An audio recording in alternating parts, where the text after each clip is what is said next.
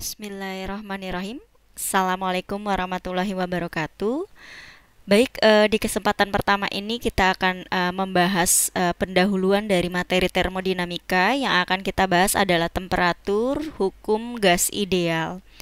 Nah, di sini yang mau kita bahas itu adalah tentang pertama di sini adalah temperatur dan kesetimbangan termal. Jadi di dalam termodinamika itu nanti ada beberapa hukum, yaitu ada hukum ke-0, hukum pertama, dan ada hukum kedua. Nah, itu akan kita bahas satu persatu. Yang pertama, di sini pendahuluannya adalah termodinamika merupakan ilmu tentang temperatur karena berasal dari kata termo, jadi temperatur. Temperatur, panas, dan pertukaran energi. Nah, temperatur dikenal sebagai ukuran panas dan dinginnya suatu benda. Ketika sebuah dipanaskan atau didinginkan, ada beberapa sifat fisik yang berubah, yaitu pastinya padatan jika dipanaskan volumenya pasti meningkat atau memuai, ya, bahasa lainnya adalah memuai. Nah, terus yang kedua keadaannya adalah jika gas dipanaskan, tekanannya dijaga konstan, maka volumenya pasti akan meningkat. Yang ketiga, jika gas dipanaskan, volumenya dijaga konstan, tekanannya meningkat. Dan yang terakhir adalah di sini jika konduktor listrik dipanaskan, hambatan listriknya berubah. Nah, sebuah sifat fisik yang berubah terhadap temperatur disebut dengan sifat termometri. Jadi perubahan sifat termometer inilah yang mengindikasi adanya perubahan temperatur pada sebuah benda. Nah, baru dari sini, di sini kita akan memulai tentang hukum ke-0 dari termodinamika. Jadi kira-kira seperti ini. Misalkan kita punya kotak besi. Nah, di sini ada 3 kotak besi di sini, di mana C itu dingin di atas kubus tembaga yang hangat. Jadi A yang di sini adalah hangat. Nah, tembaga tersebut mendingin hingga berhenti kontraksi, di mana balok C dan kubus tembaga A berada dalam kesetimbangan termal. Nah, jadi intinya sebetulnya adalah ketika misalkan di sini saya punya ada 3 balok seperti ini, balok A misalnya dalam keadaan hangat. Nah, kemudian balok C dalam keadaan dingin, kemudian didekatkan, maka lama-kelamaan akan terjadi kesetimbangan termal, yaitu di mana suhu antara kedua benda itu pastinya akan sama. Nah, ketika didekatkan lagi dengan benda C, nah benda C juga akan ikut dengan suhu yang sama di antara A dan C. Ya, jadi di sini akan terjadi kesetimbangan termal di antara 3 benda ini. Nah, intinya adalah seperti itu tentang hukum ke-0. Jadi, di sini adalah, nah, ini bunyi dari hukum ke-0, yaitu jika 2 buah benda berada dalam kesetimbangan termal dengan benda ketiga, maka ketika benda tersebut berada dalam kesetimbangan termal satu sama lain. Nah, itulah yang disebut hukum ke-0 termodinamika, atau dikenalnya adalah sebagai hukum kesetimbangan termal. Ya. Oke, nah selanjutnya di sini temperatur. Temperatur itu diukur dengan skala. Ada skala temperatur, namanya adalah termometer. Nah, di sini termometer merkuri umumnya terdiri dari bola kaca dan tabung berisi merkuri dengan jumlah tetap. Ketika termometer ini disentuhkan pada benda yang hangat, merkurinya mengembang, menambah panjang kolam merkuri. Kaca juga mengembang, tetapi dengan jumlah yang dapat diabaikan. Jadi, mengembang di sini dalam artian kacanya memuai, merkurinya juga ikut memuai. Tapi kalau kaca pastinya dalam jumlah yang kecil. Terus dengan perubahan kolom merkuri tersebut kita dapat membuat atau menetapkan skala temperatur sepanjang tabung kaca. Jadi skala temperatur itu kan tidak hanya Celcius dan Fahrenheit, tapi juga ada yang kita kenal adalah Reaumur dan Kelvin.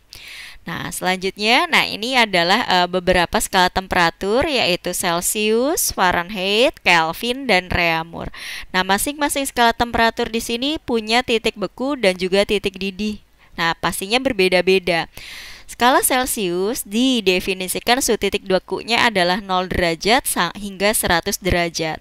Nah, Fahrenheit di sini 32 sampai 212. Jadi kalau Fahrenheit itu mulainya tidak di titik 0. Ya, melainkan naik di 32 Fahrenheit. Sementara kalau Kelvin, di sini titik bekunya adalah 273 dan titik didihnya adalah 373 Kelvin. Nah, Reaumur di sini titik bekunya 0 sampai 80. Jadi di sini di antara keempat skala yang memulai titik beku 0 derajat adalah Celcius dan Reaumur. Nah, lainnya itu tidak. Ya, makanya nanti di sini harus ada penambahan ketika kita mengkonversi dari skala temperatur apa ke temperatur apa gitu. Ya, nah baik di sini. Nah, ini ya. Jadi kalau kita bahas dari sini ketika Celcius ini di sini adalah nah, di sini Celcius itu kan dari 0 hingga 100. Maka dari sini ada perbedaan, yaitu perbedaannya sebesar 100 derajat, kan ada selisih 100. Nah, sementara kalau Fahrenheit juga sama. Fahrenheit di sini selisihnya adalah kalau kita hitung adalah 180. Kelvin pun di sini sama, selisihnya adalah 100, ya kan? Nah, terus Reaumur pun juga sama. Reaumur di sini adalah selisihnya 80. Nah, kalau saya bagi masing-masing di sini kita sederhanakan, saya bagi 20, ini kita bagi juga 20, yang ini juga sama. Kita bagi 20 dan ini juga 20. Maka di sini hasilnya adalah 5, ini adalah 5. Terus yang di sini adalah 9, terus yang di sini juga 5. Terus Reaumur di sini pastinya adalah 4. Nah, skala-skala yang 5, 9, 5, 4 ini yang akan kita gunakan untuk ketika kita mengkonversi skala temperatur. Nah, contohnya misalkan di sini saya punya temperatur T derajat Celcius, saya mau ngubah ke dalam Reaumur. T derajat Celcius saya mau ngubah ke dalam Reaumur. T derajat Celcius saya mau ubah ke dalam derajat Reaumur. Nah, artinya Celcius sama Reaumur di sini sudah sama-sama di titik 0, ya, titik bekunya. Maka kalau seperti itu tidak ada penambahan atau pengurangan temperatur terlebih dahulu. Jadi dari sini kita tinggal lihat bahwa Reaumur itu skalanya adalah 4, berarti 4/5. Jadi biasanya yang ditanya dulu pastinya, ya. Jadi di sini adalah 4/5 terus dikali sama temperaturnya. Nah, seperti itu contohnya, ya. Jadi dengan cara kita menggunakan angka-angka yang sudah tadi kita bagi penyederhanaannya, maka kita bisa mengkonversi. Ya, jadi kalau misalkan di sini saya contohnya adalah misalnya 20 derajat Celcius, berapa Reaumur? Nah, berarti kan tinggal 4/5, terus tinggal dikali sama 20. Jadi hasilnya di sini coret, ini dapat 4, 4 dikali 4 sama dengan 16 derajat Reaumur. Nah, gitu. Terus bagaimana kalau misalkan di sini adalah dari Celcius ke Fahrenheit? Oke, kalau misalkan dari Celcius ke Fahrenheit, berarti kalau T derajat Celcius, nah di sini berapa Fahrenheit? Nah, lihat di sini Fahrenheit itu memulainya itu tidak dari 32. Artinya berarti nanti kalau ini sudah ada di titik 0 baru kita tambah 32. Ya, nah maka dari sini tinggal yang ditanya dulu yaitu 9, ya, 9/5 terus dikali sama temperaturnya, baru kalau sudah kita tambah 32. Nah, kira-kira seperti itu untuk mencari dari derajat Celcius ke Fahrenheit.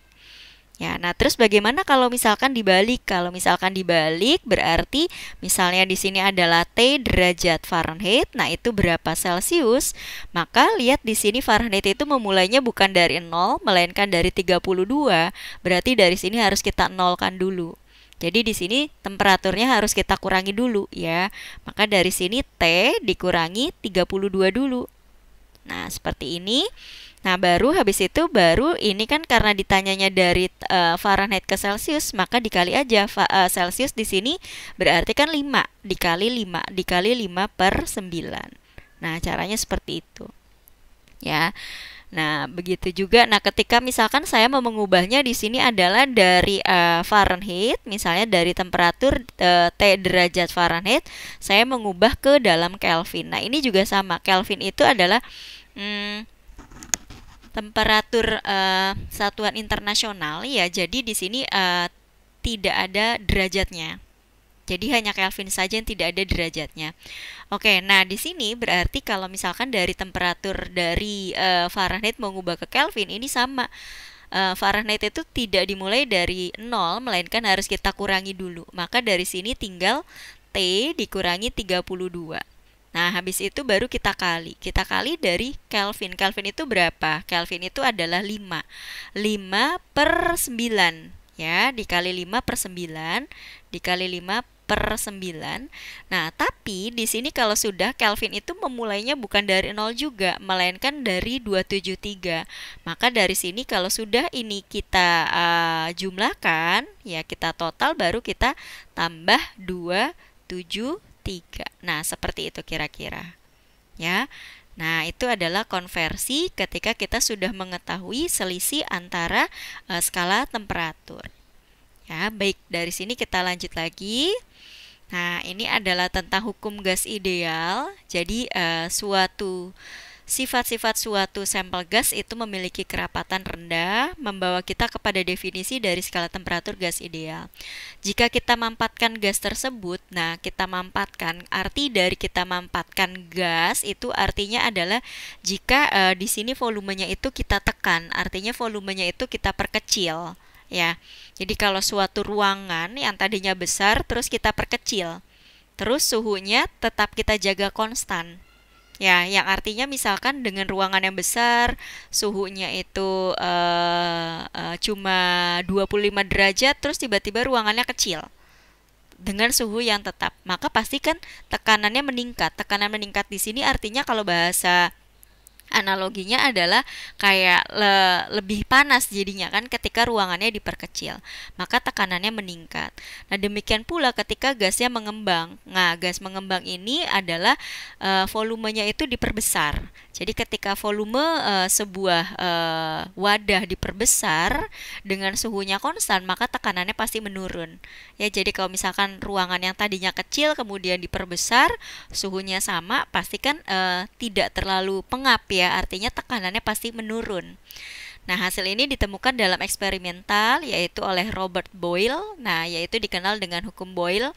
Nah, di sini adalah P dikali V, P-nya itu adalah tekanan, pressure, dikali volume sama dengan konstan. Nah, di sini adalah konstan temperatur. Nah, tapi dari sini, dari hukum Boyle ini, maka direproduksi di sini ya, direproduksi oleh Charles Jacques Charles, nah dan Joseph G. Lusak. Nah, ini adalah menghasilkan sebuah persamaannya adalah PV sama dengan C dikali T. Jadi di sini adalah temperaturnya konstan. Jadi di sini kan konstan temperatur, nah ini ditulisnya adalah CT, konstan temperatur gitu. Nah, ini adalah persamaan pertama yang paling terkenal di dalam hukum termodinamika, yaitu PV sama dengan T. Ya, nah seperti ini. Nah, jadi misalkan kita mempunyai dua wadah, volumenya identik nih.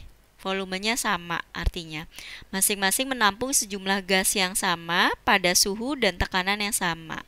Jika kita menganggap dua wadah sebagai satu sistem, kita memiliki jumlah gas 2 kali lipat dengan volume 2 kali lipat, tapi pada suhu dan tekanan yang sama. Dengan demikian kita telah menggandakan jumlah gas. Nah, jadi di sini ada penggandaan gas. Yang tadinya C itu ada penggandaan gas yaitu K dikali dengan N. N itu apa? N itu adalah jumlah molekul di dalam gas. Maka persamaannya yang tadinya adalah PV sama dengan CT itu berubah menjadi PV sama dengan N dikali K dikali T. Nah, dengan K-nya di sini adalah konstanta Boltzmann, yaitu besarnya 1,381 kali 10 pangkat minus 23. Ya. Nah, seperti itu.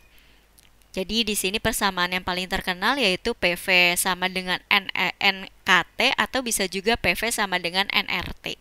Ya. Oke, nah terus, nah ini ya, jadi dari sini nih PV sama dengan NKT atau PV sama dengan NRT.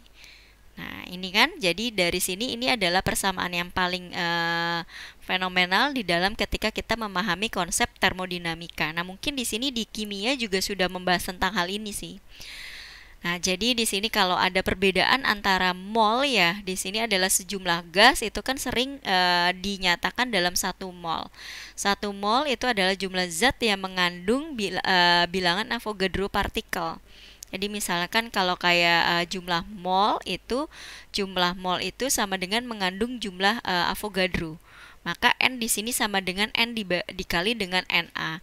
Nah, mol itu adalah si N, mol jumlah mol. Jadi dari sini dengan N-nya itu, N-nya di sini adalah sama dengan jumlah mol. Jumlah mol. Nah, maka dari sini kalau begitu N itu sama dengan N dibagi NA kan? Jumlah partikel dibagi dengan bilangan Avogadro-nya. Nah, itu jadi di sini kita bisa tahu berapa mol gitu. Jadi misalkan di sini ada kira-kira ada misalnya misalnya kayak 12,044. Nah, 12,044 dikali 10 pangkat 23. Nah, itu jumlah partikelnya ya, misalkan N-nya. Nah, terus dibagi sama Na. Nah, dibagi sama 6,02 gitu kan, maka ada 2 mol gitu. Jadi hitungan mol itu tuh sebetulnya besar sekali karena di sini pengalinya itu adalah 10 pangkat 23 gitu. Ya. Nah, jadi itu ya besar sekali di sini artinya. Oke, nah terus baru balik lagi ke sini, kita kembali. Nah, di mana di sini itu adalah uh, apa nih namanya, N dikali, di sini kan adalah N dikali dengan Na, itu adalah si N besar ya, jumlah partikel. N dikali Na sama dengan N besar. Nah, N besar di sini ya, N besar di sini kalau N kecil itu adalah jumlah mol, kalau N besar itu artinya adalah jumlah partikel. Ini adalah jumlah partikel. Nah, nih ya. Tuh, jadi dari sini dengan R-nya itu sama dengan 8,314. Nah, ini atau di sini adalah 0,08206. Ini adalah liter ATM per mol Kelvin. Jadi di sini kita tinggal memilih satuannya itu biasanya yang diketahui tergantung apakah kita dalam liter ATM atau di sini joule ya. Nah, biasanya kalau liter ATM yang kita gunakan ya 0,08206 gitu. Oke. Nah, di sini coba kita akan membahas contoh soal. Dari contoh soal yang pertama, jadi dari sini contoh soal yang pertama itu adalah berapa volume yang ditempati 1 mol gas. Nah, 1 mol gas ini di sini artinya adalah kalau kita ketahui, ditulis kita yang diketahui adalah N-nya sama dengan 1 mol. N-nya adalah 1 mol, terus temperaturnya, T-nya. Nah, T itu pastinya kalau setiap T itu harus selalu kita rubah ke dalam Kelvin. Maka kalau 0 derajat itu adalah artinya 0 ditambah 273. Maka di sini hasilnya sama dengan 273 Kelvin. Tekanannya adalah 1 atm. Nah, ini adalah P-nya, di sini tekanan sama dengan 1 atm. Ini kalaupun misalnya saya mau ubah ke dalam sebetulnya kalau tekanan itu satuan internasionalnya bukan atm, melainkan adalah Pascal. Nah, maka di sini perubahannya ketika dari atm menuju ke Pascal itu adalah 10 pangkat 5 artinya. Ya, artinya adalah dikalikan 1 dikali 10 pangkat 5.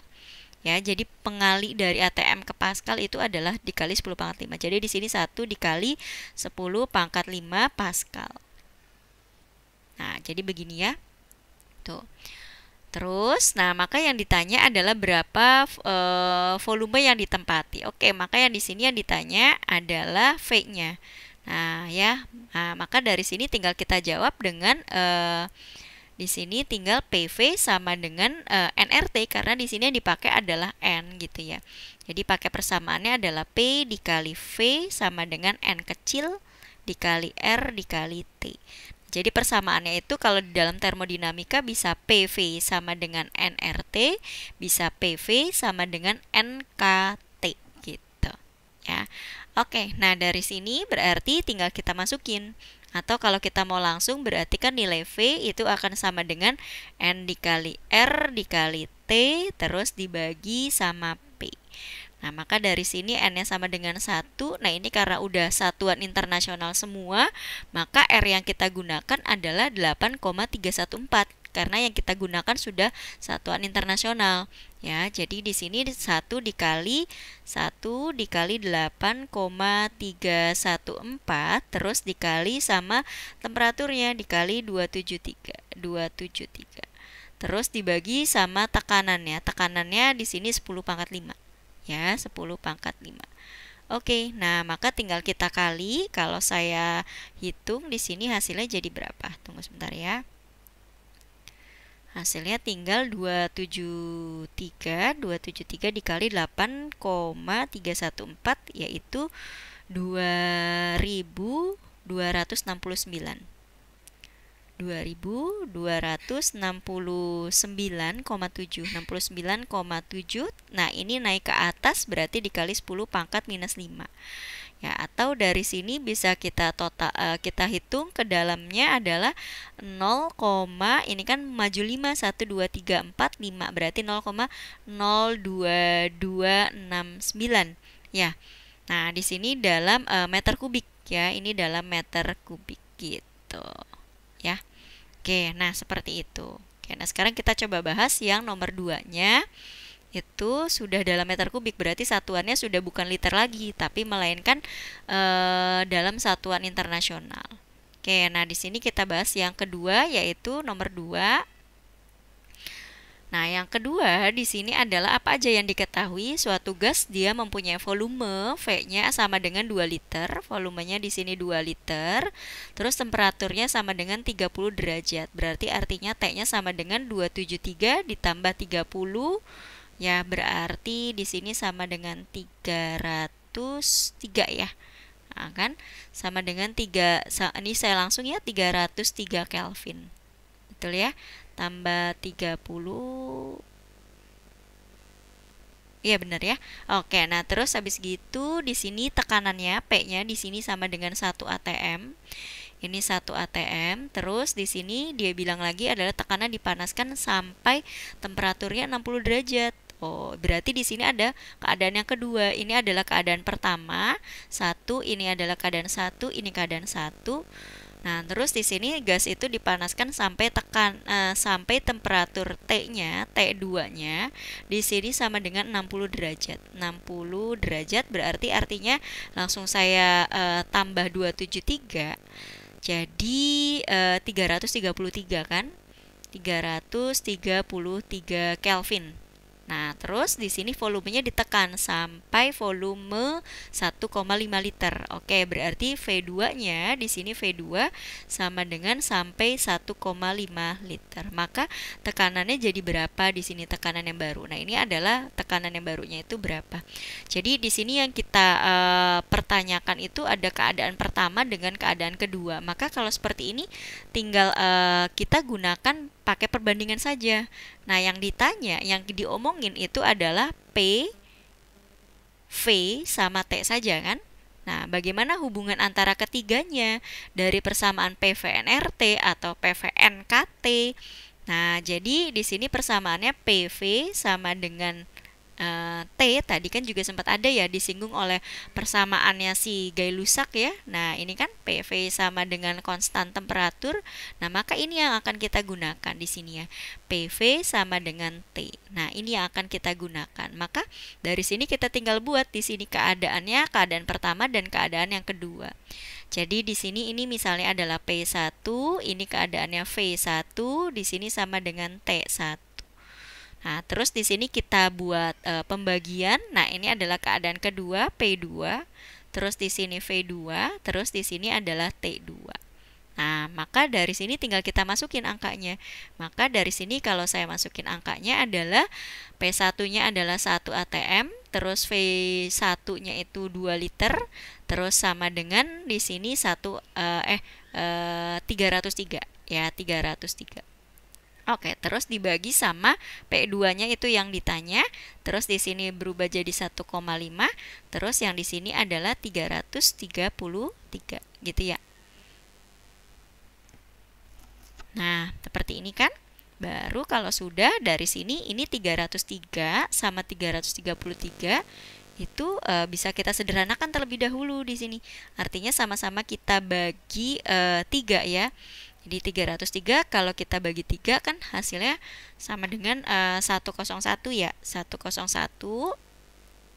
ya, ini saya sederhanakan dulu, ini jadi 101, yang ini jadi 111 kan, 111. Nah, kalau udah kita kali silang, berarti 111 kali 2 kali 1 itu kan 2. Berarti di sini jadi 222 ya. Ini 2 2 2 sama dengan di sini 101. Nah, 101 kita kali 1,5. Nah, hasilnya di sini 151,5. 151,5 dari P2. Nah, maka nilai P2 berapa? Nah, maka P2 itu berarti hasilnya adalah 222 ya, 222 dibagi di sini 151,5. Nah, maka hasilnya jadi berapa? Itu ya, 222 dibagi 151,5. Oke, jadi sama dengan di sini 1,46. Ya, oke. Di sini jadinya 1,46. Oke, ini adalah apa satuannya? Nah, kita samakan satuan yang kita gunakan tadi dari P1 itu kan ATM, maka di sini juga sama. Ini satuannya adalah ATM. Nah, seperti itu ya. Jadi ketika di sini ada mengandung dua keadaan, maka kita cukup menggunakan persamaan PV sama dengan konstan temperatur. Gitu. Ya, jelas ya? Oke, nah baru lanjut lagi di sini yang mau kita bahas, pastinya kan tadi termodinamika itu adalah ilmu yang mempelajari tentang panas ya atau kalor. Nah, jadi di sini adalah kalor itu didefinisikan sebagai energi panas yang ditransfer dari suatu benda ke benda lain. Jadi energinya, energi panas yang ditransfer dari suatu benda ke benda lain karena perbedaan temperatur. Bila energi panas ditambahkan dalam suatu zat, maka temperatur zat biasanya akan naik. Nah, itu udah pasti ya. Jumlah energi panas Q yang dibutuhkan untuk menaikkan temperatur suatu zat sebanding dengan perubahan temperatur dan massa dari zat itu. Nah, jadi persamaannya memang dikenalnya adalah Q sama dengan mc delta T. Nah, ini sangat terkenal sekali ya persamaan ini ya. Nah, ini di sini dengan C-nya itu adalah kapasitas panas yang didefinisikan sebagai energi panas yang dibutuhkan untuk menaikkan temperatur 1 derajat suatu zat. Sementara kalau C kecil itu adalah kalor jenis yang didefinisikan sebagai energi panas yang dibutuhkan untuk menaikkan 1 gram air 1 derajat Celcius. Nah, ini di sini adalah 1 kalori itu besarnya sama dengan 4,184 atau biasanya dibulatkan menjadi 4,2 joule. Ya, 1 kalori. Ya, jadi di sini Q sama dengan mc delta T. Nah, biasanya kalau zaman kita sekolah itu biasanya dikenalnya rumusnya adalah Q macet. Jadi Q sama dengan mc delta T. Oke, nah di sini ini adalah kalau misalkan di sini ya kita misalkan punya tabel, jadi kapasitas kalor ataupun kalor jenis itu ada tabelnya, itu berupa ketetapan. Nah, di sini ada tabelnya. Nah, ini misalnya kita coba membandingkan antara antara air dengan alkohol ya, yang mempunyai kalor jenis masing-masing. Kalau air itu sama dengan 4,18 dan di sini 2,4 ya. Jadi kalau air itu adalah 4,2, kalau si alkohol sama dengan 2,4. Artinya adalah si air itu dia hanya butuh kalor sebesar 4,18 untuk menaikkan 1 gram air sebesar 1 derajat Celcius gitu. Jadi cuma butuhnya 4,18. Nah, ternyata alkohol di sini malah cuma butuhnya 2,4 buat bisa naik 1 derajat Celcius untuk 1 gram air gitu. Ya. Nah, berarti kalau gitu kan kira-kira yang lebih cepat menaikkan temperaturnya kan pastinya adalah si alkohol kan? Nah, maka di sini air membutuhkan energi panas sebesar segini untuk menaikkan 1 derajat 1 gram air, sementara alkohol menaikkan 2,4 untuk menaikkan suhu 1 derajat 1 gram alkohol. Jadi manakah yang lebih cepat panas? Jelas yang lebih cepat panas adalah yang si alkohol sebesar 2,4 kilojoule. Nah, gitu ya. Jadi yang lebih cepat panas adalah si alkoholnya. Karena di sini hanya butuh kalor yang lebih sedikit buat bisa menaikkan 1 gram alkohol untuk 1 derajat Celcius. Ya, seperti itu. Jadi artinya semakin kecil kalor jenisnya, artinya dia semakin mudah untuk menaikkan temperatur. Nah, sebaliknya juga semakin kecil kalor jenis berarti itu akan semakin mudah untuk menurunkan temperatur. Jadi lebih cepat panas dan lebih cepat dingin juga seperti itu. Ya. Oke, nah next di sini baru di sini di dalam kalor di dalam sebuah kalor itu ada perubahan fase dan kalor laten. Bila panas atau kalor diberikan suatu zat pada tekanan konstan, maka biasanya akan menghasilkan kenaikan temperatur, ya kan?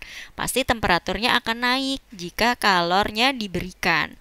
Namun terkadang pada zat dapat menyerap panas dalam jumlah yang besar tanpa mengalami perubahan apapun dalam temperaturnya. Nah, ini disebutnya adalah perubahan fase atau perubahan wujud ya. Nah, itu. Jadi di sini perubahan wujud itu tidak mengalami kenaikan suhu, tapi temperaturnya itu digunakan untuk berubah wujud. Ya, jadi contohnya kayak pembekuan, penguapan, sublimasi.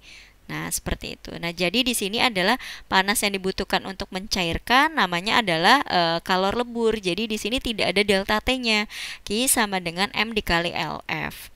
Nah, terus di sini kalau yang kalor laten berarti ketika di sini perubahan fase pencairan disebutnya adalah LV. Oke. Nah, jadi sebetulnya pada dasarnya ketika mencair itu adalah massa dikali dengan kalor leburnya sebetulnya.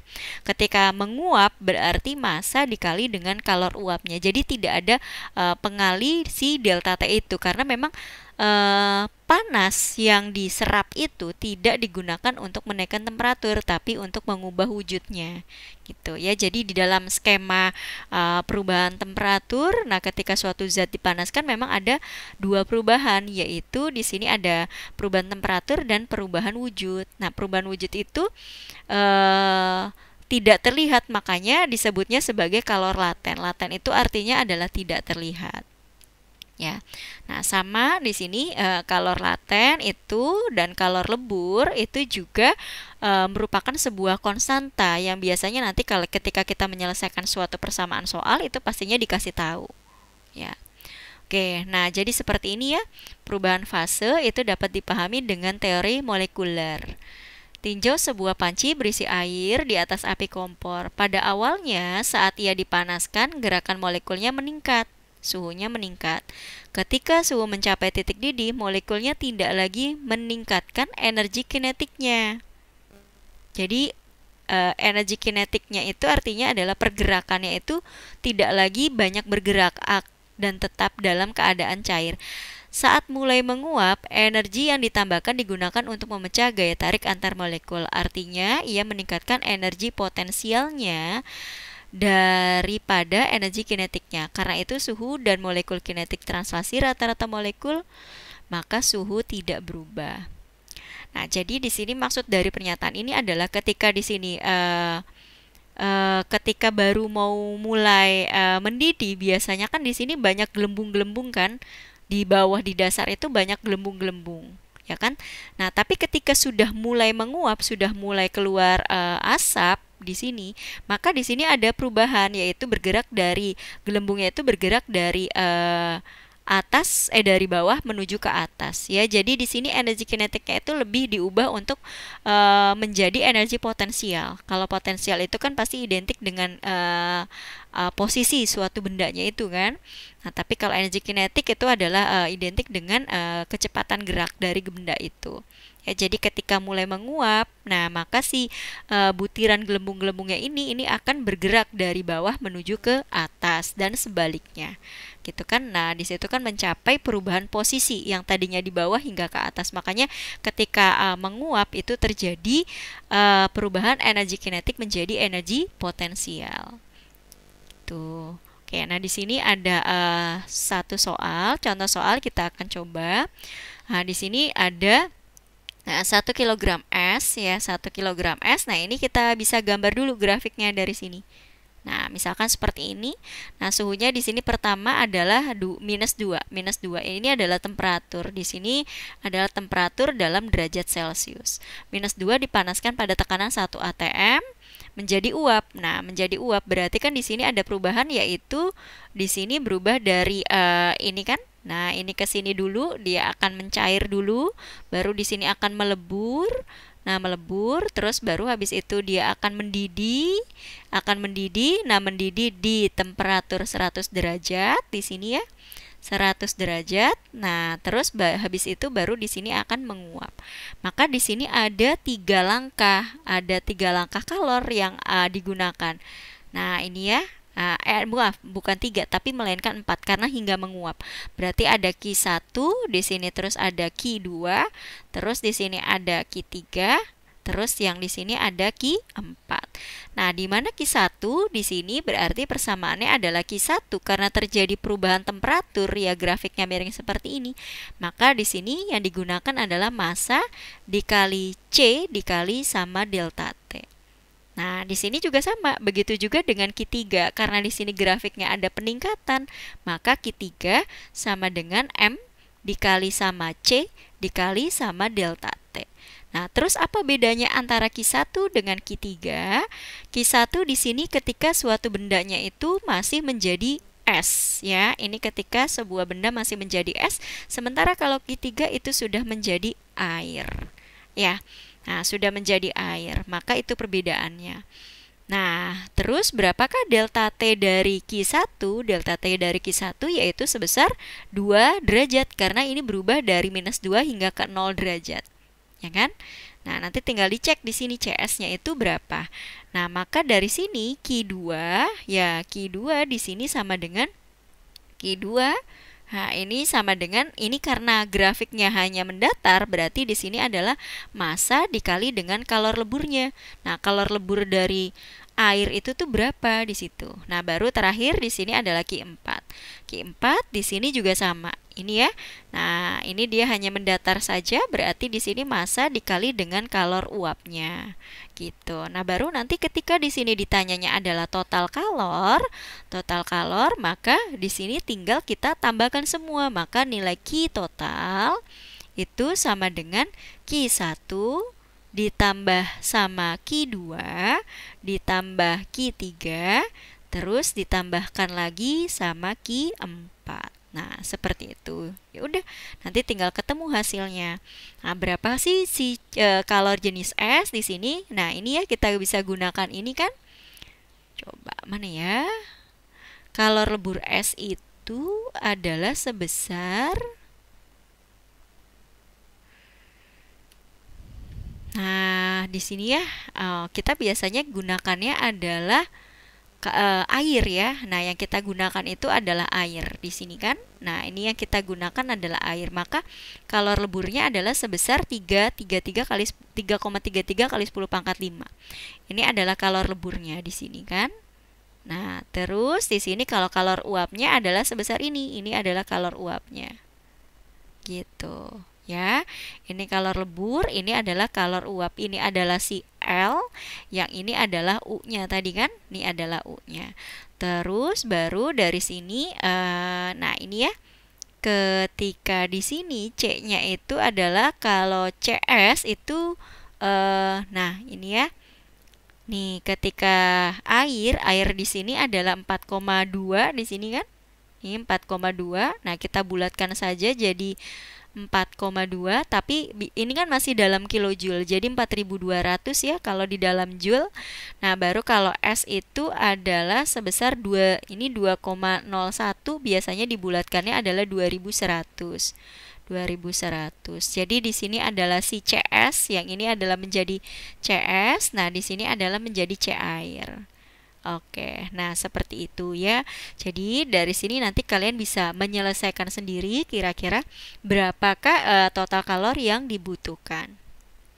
Oke. Nah, mungkin kira-kira untuk pendahuluan dari materi termodinamika cukup sampai di sini. Nah, nanti ini kalian bisa hitung sendiri. Kalau ada yang mau ditanyakan silahkan. Kurang lebihnya saya ucapkan terima kasih. Wassalamualaikum warahmatullahi wabarakatuh.